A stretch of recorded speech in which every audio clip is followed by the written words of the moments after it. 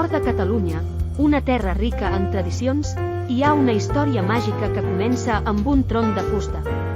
Entrem a dins de casa per descobrir-ho. El tió de Nadal és una figura que acompanya els nens durant tot el mes de desembre.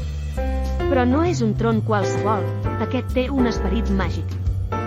Des de l'inici del mes, les famílies preparen el tió, el porten a casa, el col·loquen en un lloc especial i li posen una manta per tapar-lo.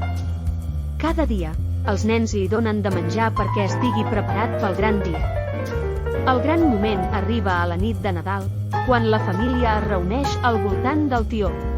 Amb grans somriures i excitació, els nens agafen bastons i es preparen per fer cagar al tió. Es fa donant-li cops amb un bastó i cantant una cançó típica.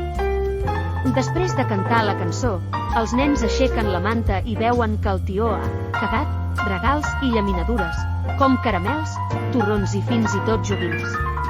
El tió de Nadal és una tradició que s'ha mantingut viva durant segles, transmetent-se de generació en generació. Per als nens, el tió simbolitza la màgia del Nadal, un moment ple d'amor, esperança i generositat. El tió de Nadal és una tradició única de Catalunya, però també un símbol de la calidesa i l'alegria del Nadal, compartit amb el món.